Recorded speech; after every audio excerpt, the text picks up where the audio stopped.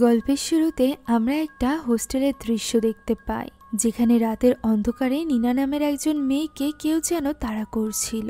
এখানে আমরা বেশ কয়েকজন বাচ্চার কণ্ঠস্বরও শুনতে পাই, যারা কিনা নিনাকে নিজেদের সাথে খেলার জন্য আমন্ত্রণ জানাচ্ছিল। তবে নিনা এখানে ঘাবড়ে গিয়েছিল এবং সে দৌড়াতে দৌড়াতে নিজের ঘরে চলে যায়। ঘরে ঢোকার পরও দরজার অপর পাশ থেকে কেউ যেন দরজা খোলার চেষ্টা করছিল।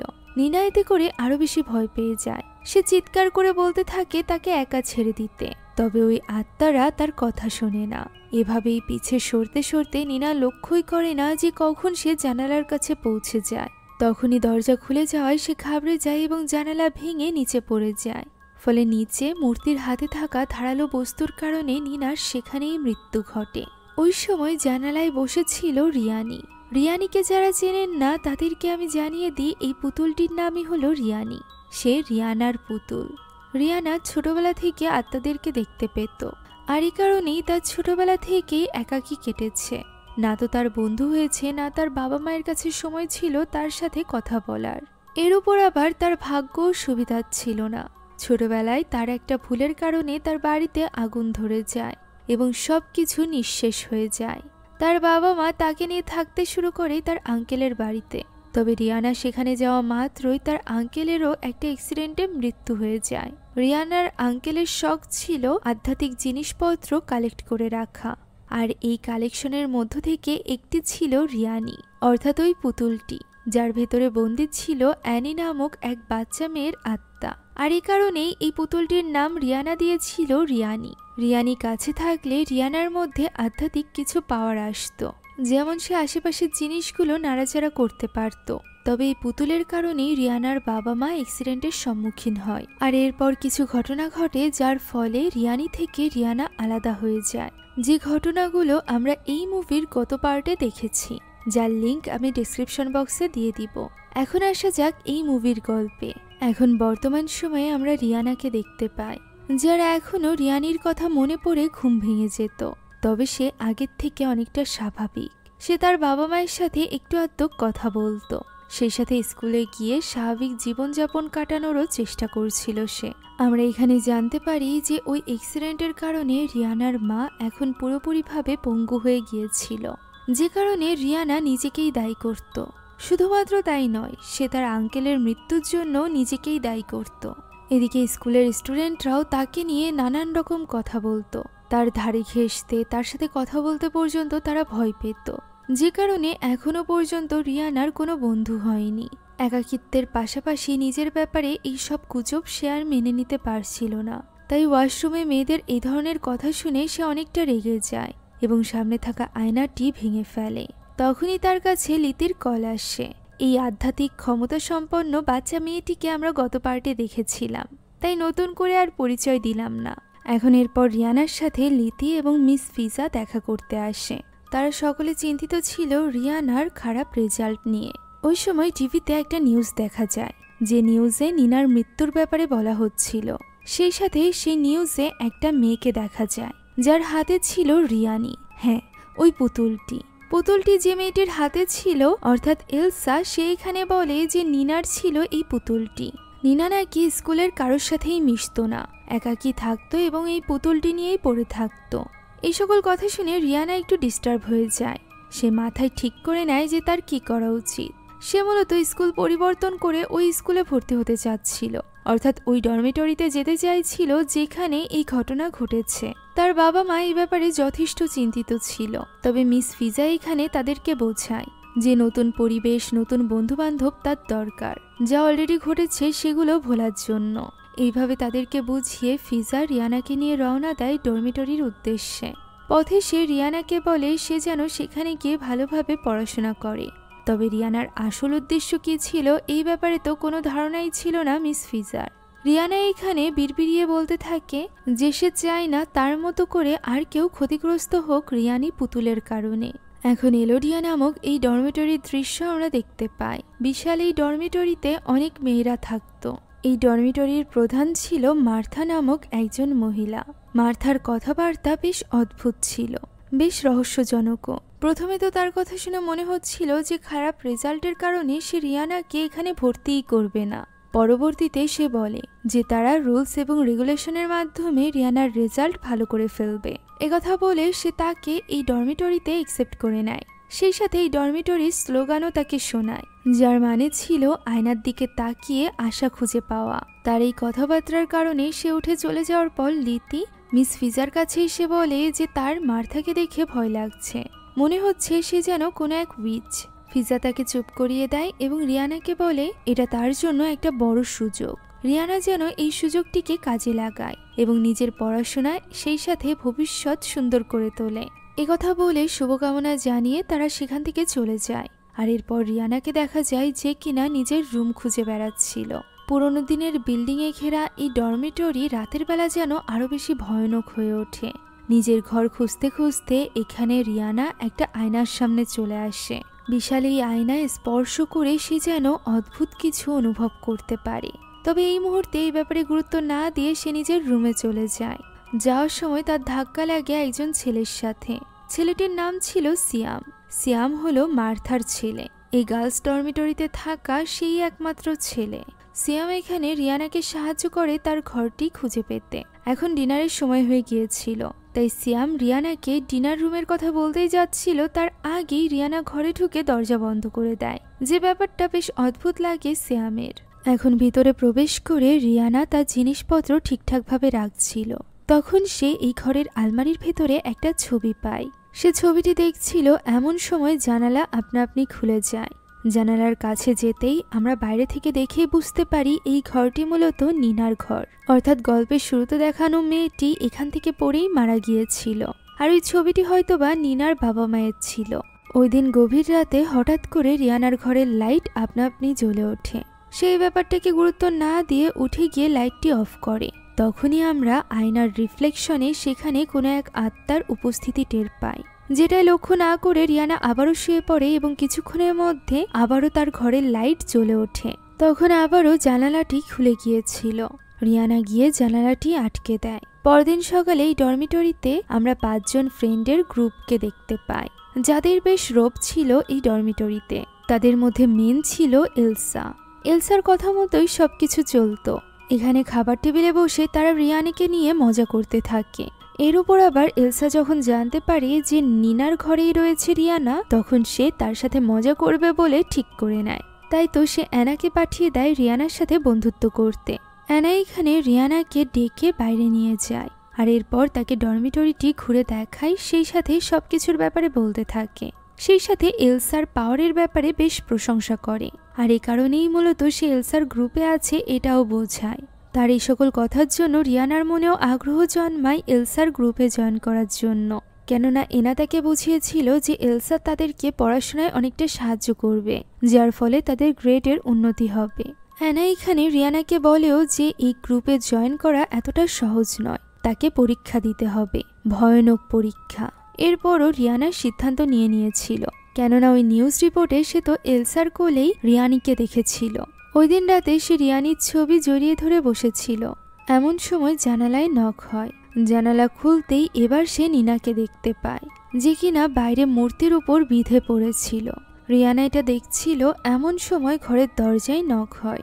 সে দরজা খুলতেই এলসার গ্রুপের বাকি মেয়েরা তাকে ধরে ফেলে এবং তার মুখ ঢেকে তাকে কোথাও একটা নিয়ে যাওয়া হয়। অ্যানা পিছ থেকে ঘরের দরজা আটকে দেয়। তাকে নিয়ে যাওয়া হয়েছিল এই ডরমিটরিরই একটা সিক্রেট রুমে, যে সিক্রেট রুমে অনেকগুলো মোমবাতি জ্বালানো ছিল চারিপাশে। সেখানে সিংহাসনের মতো কিছু একটার উপর বসেছিল এলসা। পুরো পরিবেশটাই যেন এক ভুতুরে পরিবেশ। মূলত পরীক্ষাটা ছিল কতটা সাহসী রিয়ানা এটা দেখার, আর এর জন্য তাকে ব্লাডি মেরির গল্প শোনানো হয়। ব্লাডি মেরি আয়নার জগতে বন্দী এক প্রেতাত্মা, যাকে নিয়ে নোবেল লেখা হয়েছিল।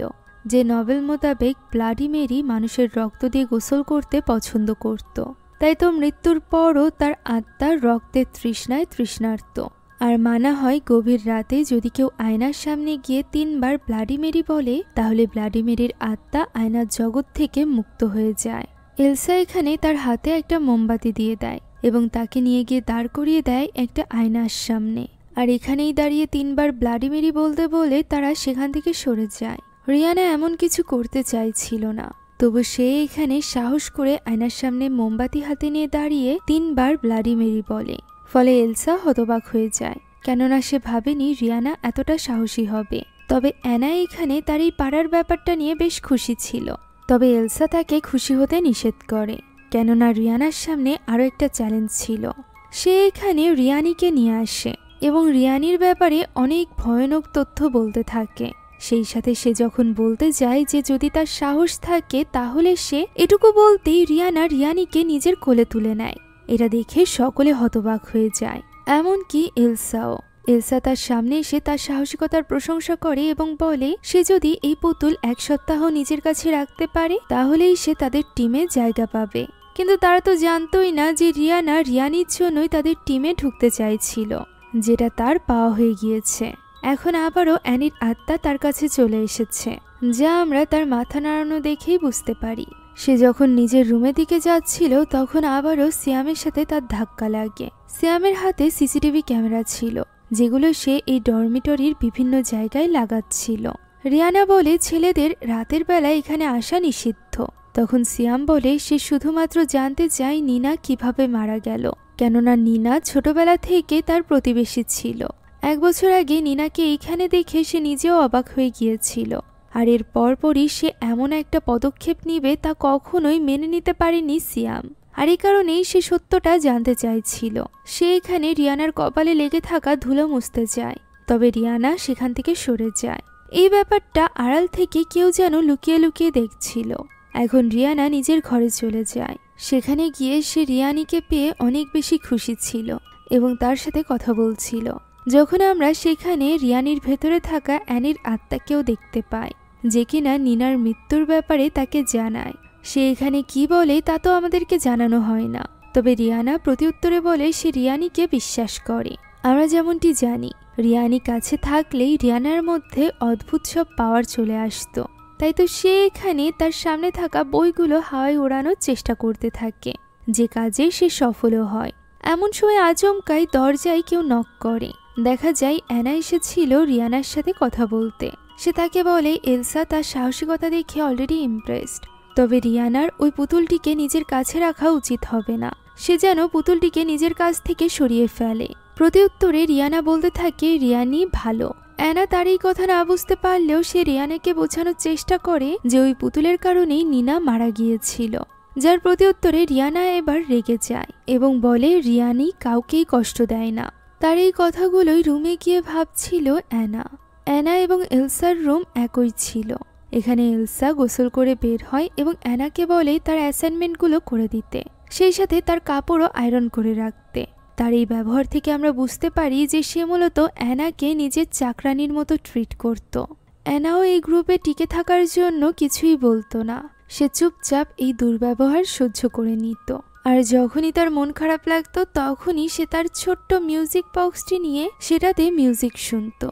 আজ যখন সে বিছানায় শুয়ে এটা শুনছিল তখনই আয়নায় রিফ্লেকশনে আমরা এক লাল কাপড় পরা প্রেতাত্মাকে দেখতে পাই, যে কিনা তার উপর হামলা করার চেষ্টা করছিল, তবে ব্যর্থ হয়। ওই রাতে এই ব্যাপারটার আভাস যেন রিয়ানাও পায়। ঘুমের মাঝে সে ফিসফিসানির আওয়াজ শুনে উঠে যায় এবং দেখতে পায় নিনার বিছানায় একটা লাশের মতো কাপড় পেঁচানো কেউ শুয়ে আছে। সে ওই বিছানার কাছে যায়, তখনই পেছন থেকে আওয়াজ হয়। পরবর্তীতে আবারও বিছানার দিকে তাকাতেই সে হতবাক হয়ে যায়। সেখানে দাঁড়িয়ে ছিল নিনা, যে কিনা হাতের ইশারায় আয়নার দিকে দেখাচ্ছিল। সে বলে ওঠে ব্লাডি মেরি। এই কথা বলেই সে সেখান থেকে গায়েব হয়ে যায়। রিয়ানা এর মানে কিছুই বুঝতে পারে না, তবে সে নিনার কষ্ট ঠিকই বুঝতে পারে। ওই রাতে আমরা ডরমিটরিতে রিকাকে দেখতে পাই, যে কিনা রুমে যাওয়ার আগে আয়নার সামনে দাঁড়িয়ে নিজেকে দেখছিল। এমন সময় এক ক্লাসমেট তার পাশ থেকে চলে যায়, আর সে যাওয়া মাত্রই আয়নার ভেতর থেকে 2টো হাত বের হয়ে তাকে ভেতরে টেনে নিয়ে যায়। পরদিন সকালে রিয়ানার মাথা ঝাঁকানো এবং হাত পা ঝাঁকানো দেখে আশেপাশের স্টুডেন্টরা বলতে থাকে যে তার পরিস্থিতিও নিনার মতো হতে চলেছে, কেননা নিনার কাছেও এই পুতুলটি ছিল, সেই সাথে সেও এরকমভাবে মাথা ঝাঁকাতো। ওই দিন বাইরে ফোয়ারার পাশে বসে একজন স্টুডেন্ট পড়াশোনা করছিল। তখনই আচমকা তার বইয়ের উপর কয়েক ফোঁটা রক্ত এসে পড়ে। দেখা যায় পানির ফোয়ারা থেকে পানি নয়, বরং রক্ত বইছে, যা দেখে সকলে ঘাবড়ে যায় এবং চিৎকার চেঁচামেচি করতে থাকে। যে চিৎকারের আওয়াজ শুনে মিস মার্থাও সেখানে চলে আসে। সেখানে রিয়ানাও ছিল, তবে সেই ব্যাপারে গুরুত্ব না দিয়ে সেখান থেকে চলে যায়। এদিকে মার্থা সকলকে শান্ত হতে বলে এবং নিজ নিজ ক্লাসরুমে যেতে বলে। সে নিজেও এই ব্যাপারটা দেখে বেশ ঘাবড়ে গিয়েছিল।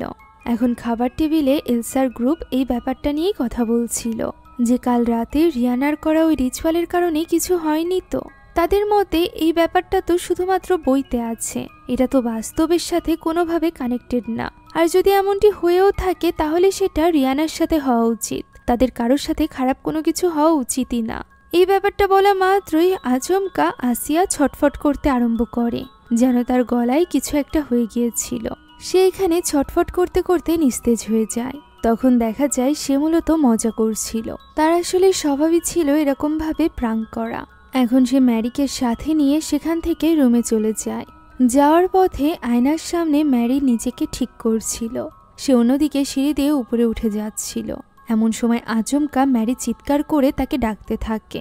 সে মনে করে ম্যারি হয়তোবা তার সাথেও মজা করছে, তাই সে এদিকে গুরুত্ব দেয় না। আর যতক্ষণে সে ব্যাপারটা বোঝে এবং সেখানে যায় ততক্ষণে অনেক দেরি হয়ে গিয়েছিল। ওই প্রেতাত্মা তাকে টেনে আয়নার জগতে নিয়ে গিয়েছিল, যে জগৎটা ছিল লাল এবং বাস্তব জগৎ থেকে ঠিক উল্টো। তার চিৎকারের শব্দ বাইরে থেকে আসিয়াও শুনতে পারছিল, তবে তাকে দেখতে পাচ্ছিল না। এদিকে সে ভেতর থেকে আসিয়াকে দেখতে পাচ্ছিল। এমন সময় আসিয়া লক্ষ্য করে আয়নার নিচ থেকে রক্ত বের হতে শুরু করেছে। যে ব্যাপারটা দেখে সে অনেকটা ভয় পেয়ে যায় এবং দ্রুত এই জিনিসের ছবি তুলে নেয় এবং তখনই এলসার সাথে পৌঁছে যায় মার্থার ঘরে। তাদের বান্ধবী রিকাকে খুঁজে পাওয়া যাচ্ছিল না। এদিকে ম্যারির ব্যাপারেও আসিয়া মোটামুটি নিশ্চিত ছিল যে সে আয়নার জগতে বন্দী হয়ে গিয়েছে, তাই তারা চাইছিল পুলিশের সাহায্য নিতে। তখন মার্থা বলে সঠিক কোনো প্রমাণ ছাড়া তারা পুলিশকে ডাকতে পারবে না। আর এভাবেই ভুলিয়ে ভালিয়ে মার্থা তাদেরকে এই ব্যাপারটা আপাতত গোপন রাখতে বলে, তা না হলে ডরমিটরির অনেক বদনাম হবে। এভাবেই ভুলিয়ে ভালিয়ে তাদেরকে রুমে পাঠিয়ে দেয় মার্থা। তবে তারা রুমে না গিয়ে এক স্থানে বসে এই ব্যাপার নিয়ে আলোচনা করতে থাকে। তাদের মনে হচ্ছিল এই সব কিছুর পেছনে রিয়ানাই দায়ী। তারা রিয়ানাকে দিয়ে ব্লাডি মেরি খেলেছিল, এ কারণেই এমনটি হচ্ছে। তখন অ্যানা তাদের ভুল ভাঙায় যে যদি রিয়ানা দায়ী হবে তাহলে এই সব কিছু তো রিয়ানার সাথেই ঘটার কথা, কেননা রিয়ানা একাই ব্লাডি মেরি খেলেছিল। তাদের সাথে এমনটি কেন ঘটছে এই ব্যাপার নিয়ে চিন্তা করতে করতে তারা নিজেদের রুমের দিকে যাচ্ছিল। হঠাৎই আসিয়া চিৎকার করে ওঠে, কারণ তার মনে পড়ে যায় যে সে নিজের ফোনটি মার্থার ঘরে ভুলে রেখে এসেছে। আর যেহেতু নিজেদের সব কাজ তারা অ্যানাকে দিয়েই করাতো, তাই এবারও খুব রুটভাবে এলসা অ্যানাকে অর্ডার করে ওই ফোনটি নিয়ে আসার জন্য। তাদের এই ব্যবহারে অ্যানার অনেক বেশি কষ্ট লাগে, আর এই কারণেই সে তার সিক্রেট স্থানে বসে কাঁদছিল এবং ওই মিউজিক শুনছিল। তখনই সেখানে চলে আসে রিয়ানা। রিয়ানা তার দিকে একটা রুমাল এগিয়ে দেয়।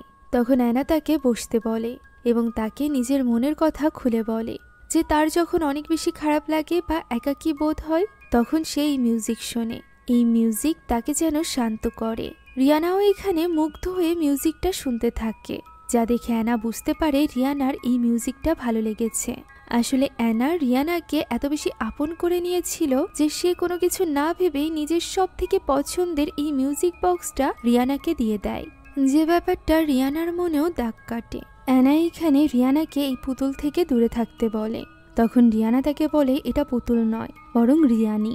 একথা শুনে অ্যানা এবার তার কথা মেনে নেয়। তখনই তার মনে পড়ে যায় মার্থার ঘর থেকে তাকে আসিয়ার ফোন আনতে হবে, তাই সে তখনই চলে যায় মার্থার ঘরে। সেখানে মার্থা এবং সিয়াম কথা বলছিল।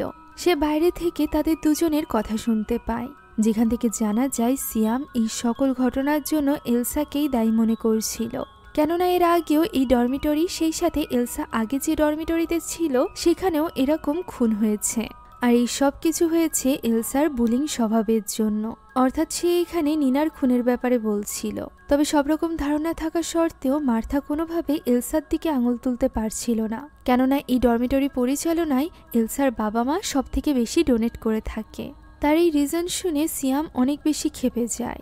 সে বেরিয়ে আসতে চলেছে এটা বুঝতে পেরে অ্যানা এক সাইডে লুকিয়ে পড়ে।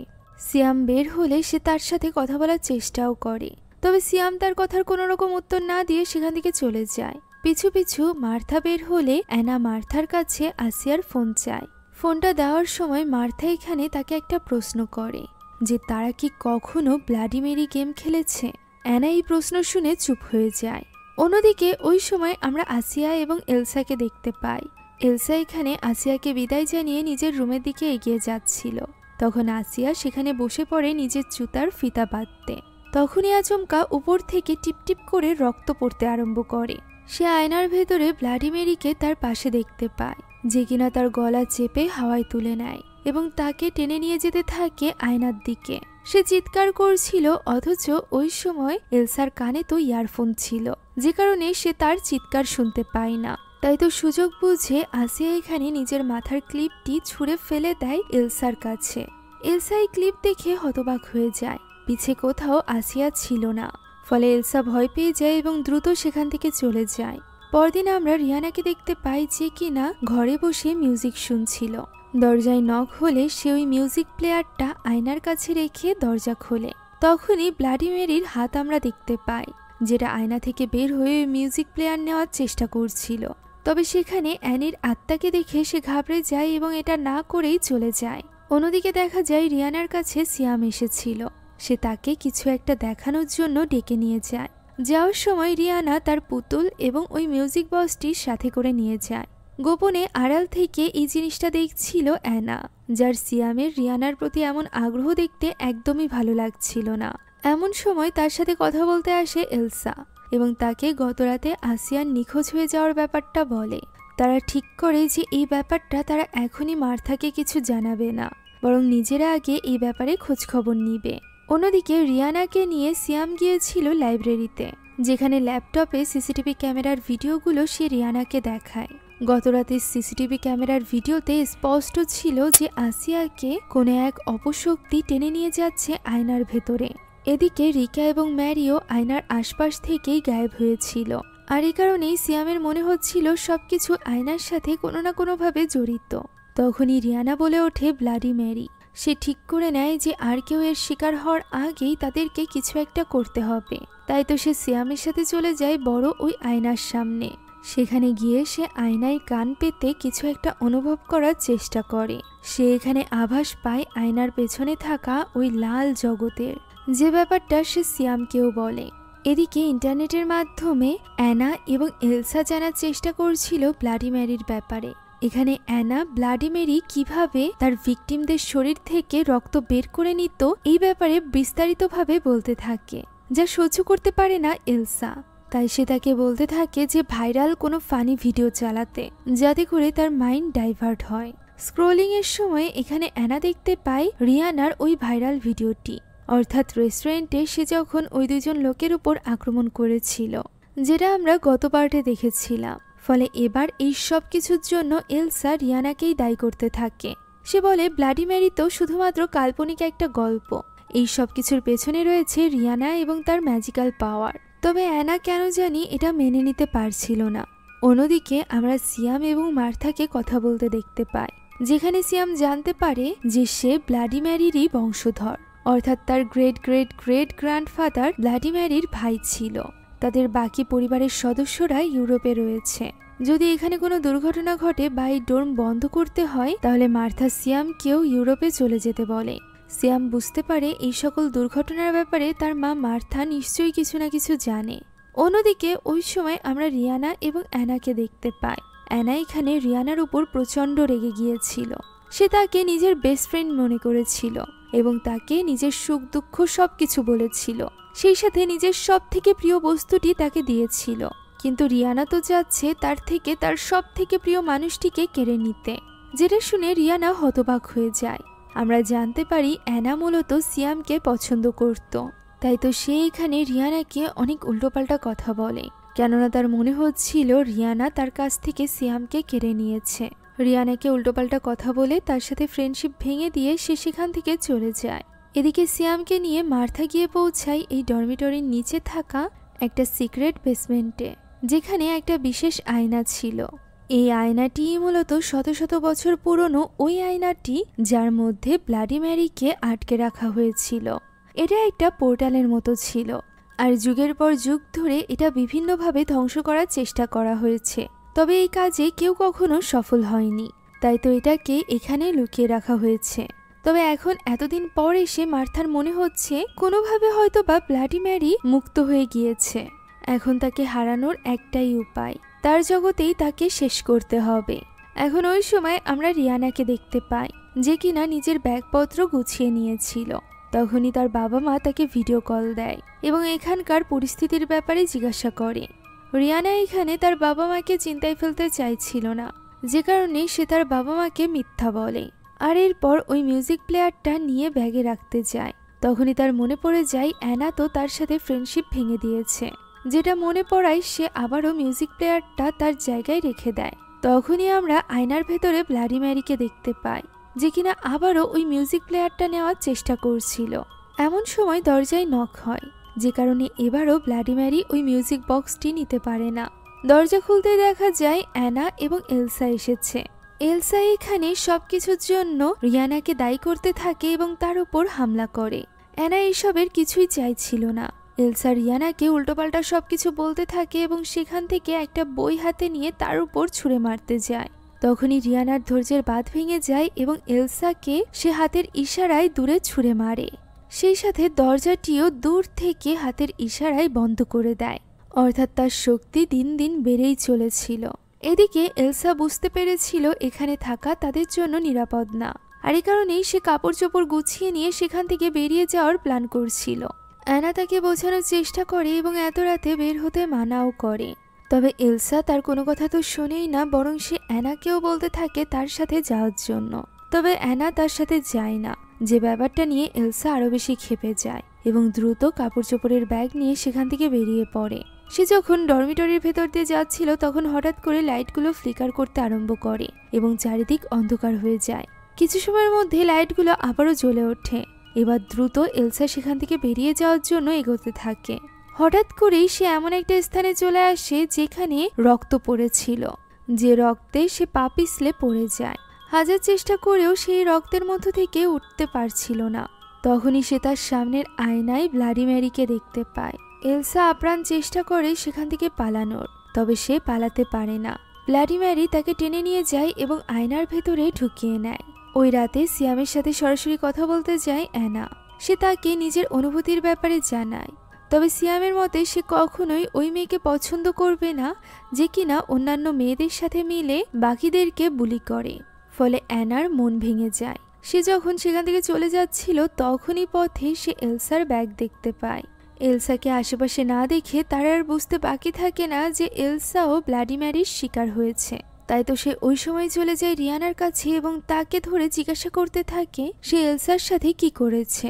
রিয়ানা কোনো জবাব না দিলে অ্যানা তার গায়ে হাত তুলতে যায়। তখনই রিয়ানা আচমকা দেয়াল পার হয়ে অন্য পাশে চলে যায়, অর্থাৎ রিয়ানির সাথে থাকতে থাকতে তার নতুন আরো একটা শক্তি চলে এসেছিল, যে ব্যাপারে তার নিজেরও কোনো ধারণা ছিল না। এদিকে ব্লাডি ম্যারির পরবর্তী শিকার হতে চলেছিল সিয়াম। সিয়াম যে লাইব্রেরিতে বসেছিল সেখানে থাকা আয়নার উপর থেকে চাদরটি আপনা আপনি পড়ে যাচ্ছিল। প্রথমবার তো সিয়াম ওই চাদর উঠিয়ে দেয়, তবে দ্বিতীয়বার সেটি আবারও পড়ে গেলে সে এটা খেয়াল করে না। তখনই ব্লাডি ম্যারি এই সুযোগে রিফ্লেকশনের মাধ্যমে তার উপর হামলা করে। সে সেখানে থাকা একটা ধারালো বস্তুর উপর সিয়ামকে আঘাত করতে চলেছিল, তবে সঠিক সময়ে সেখানে রিয়ানা চলে আসে এবং নিজের শক্তির মাধ্যমে ব্লাডি ম্যারিকে সেখান থেকে তাড়িয়ে দেয়। তার এই শক্তি দেখে সিয়ামও অবাক হয়ে গিয়েছিল। অন্যদিকে একা ঘরে বসে কাঁদছিল অ্যানা। তখনই তার মাথায় বুদ্ধি খেলে এবং সে ইন্টারনেটে রিয়ানার ব্যাপারে সার্চ করে এবং ওই সব দুর্ঘটনার ব্যাপারে জানতে পারে যেগুলো রিয়ানার কারণে ঘটেছিল। ফলে তারও এবার মনে হতে থাকে এই সব কিছুর জন্য রিয়ানা দায়ী। ওই দিন সিয়ামের সাথে ডিনার করতে গিয়েছিল রিয়ানা, যেখানে রিয়ানা তাকে জানায় যে পরবর্তী শিকার হতে চলেছে সিয়াম। সিয়াম বুঝতে পারছিল না যে সে তো এই গেমের আশেপাশেও ছিল না, তাহলে তাকে কেন টার্গেট করছে ব্লাডি ম্যারি। এমন সময় তার ফোনে নোটিফিকেশন আসে, যেখানে রিয়ানার ওই রেস্টুরেন্টের ঘটনাটি সকলের মাঝে ছড়িয়ে দিয়েছিল অ্যানা।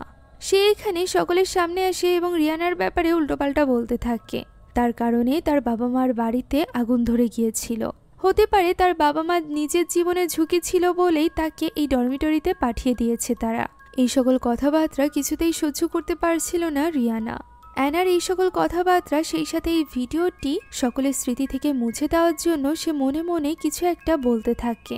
দেখা যায় সত্যি সত্যি সেখানে থাকা সব স্টুডেন্টদের কিছু একটা হয়ে যায়, শুধুমাত্র সিয়াম এবং অ্যানা বাদে। বাকি সকলে এই ভিডিও সেই সাথে অ্যানা রিয়ানার ব্যাপারে যা কিছু বলেছিল সবকিছু ভুলে যায়। এই শক্তির ব্যাপারেও রিয়ানার কোনো ধারণা ছিল না। সে এখানে নিজের অনেকটা শক্তি ব্যবহার করে ফেলেছিল, যে কারণে সে সেখানেই অজ্ঞান হয়ে পড়ে।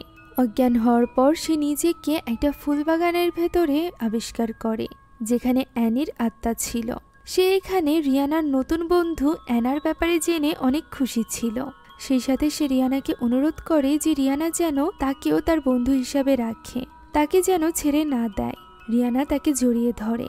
এমন সময় অ্যানি তাকে বলে যে তার দ্রুত জেগে ওঠা উচিত, অ্যানার তাকে প্রয়োজন। এই কথা শুনে তার ঘুম ভেঙে যায়। সে তখন নিজের ঘরে ছিল এবং তার কাছে বসেছিল সিয়াম। রিয়ানা এখানে তাকে অ্যানার দেওয়া ওই মিউজিক বক্সটি দেখায় এবং বলে অ্যানা তার বেস্ট ফ্রেন্ড ছিল। শুনে সিয়াম এই ব্যাপারে জিজ্ঞাসা করলে তখনই অ্যানির আত্মা চিৎকার করে রিয়ানাকে বলতে থাকে দ্রুত অ্যানাকে সাহায্য করতে যেতে, তাকে প্রয়োজন। রিয়ানা তখন ছুটে চলে যায় অ্যানার কাছে, যাকে কিনা আয়নার ভেতরে টেনে নিয়ে যাচ্ছিল ব্লাডি ম্যারি। তবে সঠিক সময় সেখানে রিয়ানা এবং সিয়াম গিয়ে পৌঁছে তাকে বাঁচিয়ে নেয়। আর এরপর তাদেরকে নিয়ে আসা হয় মার্থার রুমে। মার্থা এখানে তাদেরকে জানিয়ে দেয় যে সিয়াম এবং মার্থা মূলত ব্লাডি ম্যারিরই বংশধর। সেই সাথে সে ব্লাডি ম্যারির গল্প এখানে তাদেরকে খুলে বলে কিভাবে ব্লাডি ম্যারির রক্ত দ্বারা অবসেস ছিল। সে রক্তে গোসল করতে পছন্দ করত, যে ব্যাপারে তার বাড়ির একটা বাচ্চা সার্ভেন্ট জেনে যায় এবং সেই মূলত ব্লাডি ম্যারির ব্যাপারে বাইরে বলে দিয়েছিল, যে কারণে তাকে অ্যারেস্ট করে নেওয়া হয় এবং কালো জাদুর মাধ্যমে তাকে একটা আয়নার ভেতরে বন্দি করে রাখা হয়। যেহেতু বাচ্চা মেয়েটির কারণে সে ধরা পড়েছিল, এ কারণেই সে কোনো বাচ্চাদেরকে সহ্য করতে পারত না। সেই সাথে রক্তের উপরও তার অন্যরকম আকর্ষণ ছিল। যেহেতু তাকে জীবিতই এই আয়নার ভেতরে লক করে দেওয়া হয়েছিল, তাই তাকে পুরোপুরিভাবে মানব জগৎ থেকে দূরে রাখা সম্ভব হয়নি। মাঝরাতে অন্ধকার রুমে কেউ যদি হাতে মোমবাতি নিয়ে আয়নার সামনে দাঁড়িয়ে তার নিকনেম বলে, তাহলে তাকে ডাকা সম্ভব হতো। আর যেহেতু রিয়ানার কাছে আধ্যাত্মিক পাওয়ার আগে থেকেই আছে, এই কারণেই সে যখন এই গেমটি খেলতে গিয়েছিল তখনই সে কোনো না কোনোভাবে ব্লাডি ম্যারিকে মুক্ত করে ফেলেছে। তবে সে মানুষের জগতে আসতে পারে না, সে আয়নার জগতে এখনো বন্দী। রিফ্লেকশনের মাধ্যমেই সে মূলত মানুষদেরকে ক্ষতিগ্রস্ত করতে পারে। আর এই কারণেই কোনোরকম সমাধান পাওয়ার আগ পর্যন্ত এই ডরমিটরির সব আয়না ঢেকে রাখা উচিত। তার কথা মতো তারা সব আয়নাগুলো ঢেকে দেয়। আর এরপর তারা ওই সিক্রেট আয়নার কাছে চলে যায়। মার্থা চাইছিল এই আয়নার মাধ্যমে পোর্টালটা অফ করে দিতে, তবে সেটা বন্ধ করার আগে সে ওই বাচ্চা মেয়েদেরকে বাঁচাতে চাইছিল, যাদেরকে অলরেডি ব্লাডি ম্যারি এই আয়নার ভেতরে নিয়ে গিয়েছিল। যদি তারা বেঁচে থাকে এই আশায় সে চাইছিল এই পোর্টালের মাধ্যমে কেউ আয়নার ভেতরে যাক। সিয়াম জিজ্ঞাসা করে ভেতরে একবার গেলে বাইরে আসার উপায় কি। উত্তরে মার্থা স্পেল এবং এক টুকরো কাপড়ের কথা বলে, যার সাহায্যে আয়নার জগৎ থেকে বেরিয়ে আসা সম্ভব হবে। রিয়ানা চাইছিল ভেতরে যেতে, তবে তার আগেই অ্যানা সামনে চলে আসে এবং বলে সে ভেতরে যেতে চায়। মার্থা এখানে তার হাতে একটা দড়ি দিয়ে দেয়। এই দড়ির এক পাশ সে ধরে রাখবে, অন্য পাশ বাইরে থাকবে, যাতে করে এই পোর্টালের ভেতরে যাওয়ার পর সে রাস্তা হারিয়ে না ফেলে। আর এরপর তার হাতে দেওয়া হয় একটা মোমবাতি। সেই সাথে রিয়ানা এখানে আয়নার সামনেই রিয়ানিকে রেখে দেয়, কেননা সে জানতো ব্লাডি ম্যারি রিয়ানির আত্মাকে ভয় পেত। আর এরপর তারা তিনজন লুকিয়ে পড়ে। আয়নার সামনে শুধুমাত্র অ্যানা বাদে আর কারোর থাকা যাবে না। তাই তো অ্যানা এবার ওই মোমবাতি হাতে নিয়ে ব্লাডি ম্যারির নাম 3 বার নেয়, যার ফলে পোর্টাল ওপেন হয়ে যায়। এখন পোর্টাল ওপেন হওয়া মাত্রই ব্লাডি ম্যারি এসে তাকে টেনে ভেতরে নিয়ে যায়। সে এখানে রিয়ানি পুতুলকে দেখেও অনেকটা ভয় পেয়ে যায়। এবার পালা ছিল রিয়ানার। মার্থার মতে এই পোর্টাল 30 মিনিট ওপেন থাকবে, তাই রিয়ানার হাতে 30 মিনিট সময় আছে ভেতরে ঢুকে বন্ধুদেরকে খুঁজে বের করে নিয়ে আসার। সে ওই দড়ি হাতে এবং রিয়ানিকে হাতে নিয়ে ভেতরে প্রবেশ করে। যাওয়ার আগে সিয়াম তাকে বলে দেয় সাবধানে থাকতে। এখানে সিয়ামের চোখ মুখ দেখেই বোঝা যাচ্ছিল যে সে রিয়ানাকে পছন্দ করে। এখন রিয়ানা ভেতরে প্রবেশ করে। আত্মাদের জগতে যাওয়া মাত্রই রিয়ানি তার আসল রূপে চলে আসে, অর্থাৎ অ্যানির আত্মায় পরিণত হয়। কিছু দূর হাঁটতেই তারা দড়ির অন্য মাথায় চলে আসে, যেখানে তার বান্ধবীদের গাছের শেকড় দিয়ে ঝুলিয়ে রাখা হয়েছিল। তাদের কারোর কোনো হুঁশ ছিল না। রিয়ানা তাদের হুঁশ ফেরানোর চেষ্টা করছিল, এমন সময় অ্যানির আত্মা লক্ষ্য করে অন্য স্থানে অ্যানাকে একা ঝুলিয়ে রাখা হয়েছে। রিয়ানা গিয়ে অ্যানার দড়ি খোলার চেষ্টা করছিল, এমন সময় সেখানে চলে আসে ব্লাডি ম্যারি। সে রিয়ানাকে ধরে ফেলে। অ্যানির আত্মা তাকে মুক্ত করতে চাইলে সে মুহূর্তের মধ্যে অ্যানির আত্মাকে ভস্ম করে দেয়, কেননা এই জগতে অ্যানির আত্মার কোনো শক্তি ছিল না, এটা ব্লাডি ম্যারির জগৎ ছিল। রিয়ানা যখন তার বান্ধবীদেরকে ছেড়ে দেওয়ার কথা বলে তখন ব্লাডি ম্যারি বলে যে তারা তার সাথে খেলা করতে এসেছিল আর এই দুঃসাহসিকতার শাস্তি তারা পাবেই। সে রিয়ানাকে এখান থেকে চলে যেতে বলে, তবে রিয়ানা না শুনতে চাইলেই সে তার চোখ বন্ধ করে ধরে এবং তাকে পাঠিয়ে দেয় তার অতীতে। সে নিজের চোখের সামনে তার অতীতের ঘটনাগুলো দেখে অনেক বেশি ইমোশনাল হয়ে পড়ে। ওই দিনকার দৃশ্য সে দেখতে পায় যেদিন তাদের বাড়িতে আগুন লেগেছিল, কারণ সে মোমবাতি নিভাতে ভুলে গিয়েছিল। এখানে ব্লাডি ম্যারি রিয়ানাকে বলতে থাকে সে তার অতীত পরিবর্তন করতে পারে, সে তাকে দ্বিতীয় সুযোগ দিতে পারে, যার ফলে রিয়ানা মোমবাতি নিভিয়ে নিজের পরিবারকে বাঁচাতে পারবে। শুধুমাত্র তাই নয়, ব্লাডি ম্যারি চাইলে আঙ্কেল জোহানের অ্যাক্সিডেন্টও আটকাতে পারবে। তাদের 4 জনের পরিবার হাসি খুশিভাবে সারা জীবন কাটাতে পারবে, তার মায়েরও পঙ্গু হতে হবে না। এই সকল কথা শুনে এবার রিয়ানাও দুর্বল হয়ে পড়ে। সে বুঝতে পারছিল না যে তার কোন পথ বেছে নেওয়া উচিত। ব্লাডি ম্যারি তাকে জিজ্ঞাসা করে তার সিদ্ধান্ত কি। তখনই রিয়ানার মনে পড়ে যায় অ্যানার কথা। অতীতের সব দুর্ঘটনা আটকাতে গেলে তার নতুন পাওয়া বান্ধবী অ্যানাকে হারাতে হবে, যে ব্যাপারটা সে মেনে নিতে পারে না। তাই তো সে এবার রাগী চোখে ব্লাডি ম্যারির দিকে তাকায় এবং বলে যে সে তার অফার নিবে না। একথা বলা মাত্রই ব্লাডি ম্যারি ছটফট করতে থাকে এবং রাগের মাথায় সে সেখান থেকে অদৃশ্য হয়ে যায়, যার ফলে মুক্ত হয়ে যায় অ্যানা সহ বাকি সকলে। তারা এটাই দেখছিল, এমন সময় আবারও ব্লাডি ম্যারি সেখানে চলে আসে এবং রিয়ানাকে আটক করে নেয়। বাকিরা এতে করে ভয় পেয়ে গিয়েছিল। এমন সময় অ্যানির আত্মা সেখানে চলে আসে ওই মিউজিক বক্সটি নিয়ে। সে জানতো এই মিউজিক বক্সের মিউজিক ব্লাডি ম্যারি অনেক বেশি পছন্দ করে, তাই সে এটা ব্লাডি ম্যারিকে দিতে চায়। যা শুনে ব্লাডি ম্যারি মুগ্ধ হয়ে রিয়ানাকে ছেড়ে তার দিকে এগিয়ে আসে। তখনই অ্যানার মাথায় একটা বুদ্ধি আসে, যেহেতু আয়নার জগতে সবকিছু উল্টো, এর মানে ব্লাডি ম্যারিও এই মিউজিকের সাউন্ড উল্টোই শোনে। অর্থাৎ তাকে যদি রিভার্স করে এই সাউন্ড শোনানো হয় তাহলে তার হয়তো বা অন্যরকম রিয়াকশন আসবে, যেটা বুঝতে পেরে অ্যানা এই মিউজিক রিভার্স করে চালিয়ে দেয়, যার ফলে ব্লাডি ম্যারির কষ্ট হতে থাকে এবং সে এই সাউন্ড কিছুতেই নিতে পারে না। আর এরই সুযোগ নিয়ে তারা সেখান থেকে পালাতে আরম্ভ করে। ব্লাডি ম্যারিও তাদের পিছু পিছু ছটফট করতে করতে ছুটতে থাকে। তবে তারা যতক্ষণে পোর্টাল পর্যন্ত পৌঁছায় ততক্ষণে দেরি হয়ে গিয়েছিল। 30 মিনিট হয়ে যাওয়ার কারণে পোর্টাল বন্ধ হয়ে গিয়েছিল। তবে রিয়ানার কাছে তো তার নতুন পাওয়া শক্তিটি ছিল, অর্থাৎ সে দেওয়ালের এপার ওপার যেতে পারত।